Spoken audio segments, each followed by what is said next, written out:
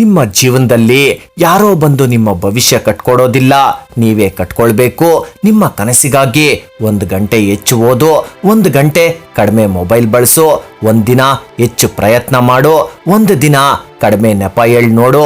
ಒಂದು ಬೀಜ ಮಣ್ಣಿನೊಳಗೆ ಕತ್ಲೆಯಲ್ಲಿ ಊತೋಗಬಹುದು, ಆದ್ರೆ ಅದೇ ಬೀಜ ಒಂದಿನ 1000 ಜನರಿಗೆ ನೆರಳು ಕೊಡೋ ಮರವಾಗುತ್ತೆ.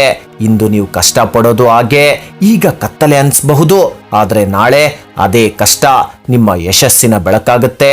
ಸ್ನೇಹಿತರೆ, ನಿಮ್ಮ ಹೆಸರನ್ನ, ನಿಮ್ಮ ಶಾಲೆ ನೆನ್ಪಿಡ್ಬೇಕಾ, ನಿಮ್ಮ ಊರು ನೆನ್ಪಿಡ್ಬೇಕಾ, ನಿಮ್ಮ ತಂದೆ ತಾಯಿ ಕಣ್ಣಲ್ಲಿ ಸಂತೋಷದ ಕಣ್ಣೀರು ಬರ್ಬೇಕಾ?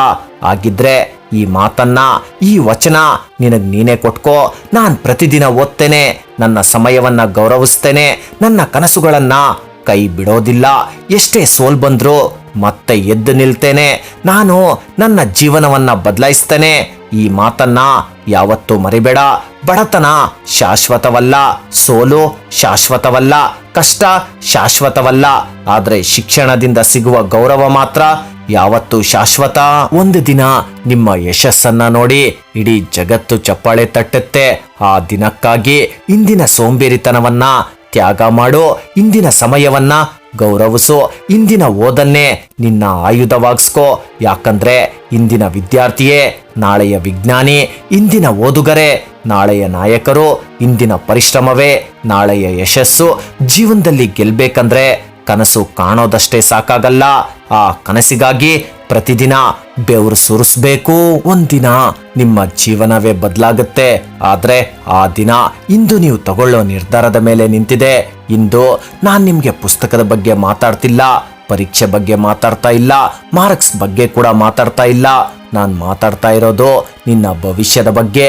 ಒಂದು ಪ್ರಶ್ನೆ ಕೇಳ್ತೀನಿ, ಇನ್ನು 5 ವರ್ಷ ಆದ್ಮೇಲೆ ಕನ್ನಡಿ ಮುಂದೆ ನಿಂತಾಗ ನಿನ್ಗೆ ನಿನ್ ಮೇಲೆ ಹೆಮ್ಮೆ ಆಗ್ಬೇಕಾ ಅಥವಾ ಪಶ್ಚಾತ್ತಾಪವಾಗ್ಬೇಕಾ? ಇದು ನೀವು ತಗೊಳ್ಳೋ ನಿರ್ಧಾರವೇ ಅದನ್ನ ನಿರ್ಧರಿಸುತ್ತೆ. ಒಂದು ಸಿಂಹ ಕಾಡಿನ ರಾಜನಾಗಿ ಹುಟ್ಟೋದಿಲ್ಲ, ಅದು ಪ್ರತಿದಿನ ಬೇಟೆಯಾಡುತ್ತೆ, ಹಸಿವನ್ನ ಸಹಿಸುತ್ತೆ, ಹೋರಾಡುತ್ತೆ, ಆಗ ರಾಜನಾಗುತ್ತೆ. ಹಾಗೆಯೇ ಯಾರು ಟಾಪರ್ ಆಗಿ ಹುಟ್ಟೋದಿಲ್ಲ, ಪ್ರತಿದಿನ ಸ್ವಲ್ಪ ಸ್ವಲ್ಪ ಓದ್ತಾರೆ, ತಪ್ಪುಗಳಿಂದ ಕಲಿತಾರೆ, ಸೋಲನ್ನ ಮೆಟ್ಟಿಲಾಗಿ ಆಗಿಸ್ಕೊಳ್ತಾರೆ, ಆಗ ಗೆಲ್ತಾರೆ. ಸ್ನೇಹಿತರೆ, ಇಂದು ಮೊಬೈಲಲ್ಲಿ 1 ಗಂಟೆ ರೀಲ್ಸ್ ನೋಡಿದ್ರೆ ನಿನ್ಗೆ ಖುಷಿ ಸಿಗಬಹುದು, ಆದ್ರೆ ಅದೇ 1 ಗಂಟೆ ಓದಿದ್ರೆ ನಿಮ್ಮ ಇಡೀ ಜೀವನ ಬದಲಾಗಬಹುದು.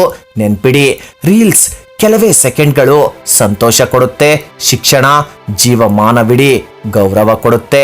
ನಿಮ್ ತಂದೆ ತಾಯಿ ಬೆಳಗ್ಗೆಯಿಂದ ಸಂಜೆವರೆಗೆ ಏಕೆ ಕಷ್ಟಪಡ್ತಾರೆ ಗೊತ್ತಾ? ಅವ್ರಿಗೆ ಹೊಸ ಬಟ್ಟೆ ತಗೊಳ್ಬೇಕು ಅಂತಲ್ಲ, ದೊಡ್ಡ ಮನೆ ಕಟ್ಟಬೇಕು ಅಂತ ಅಲ್ಲ.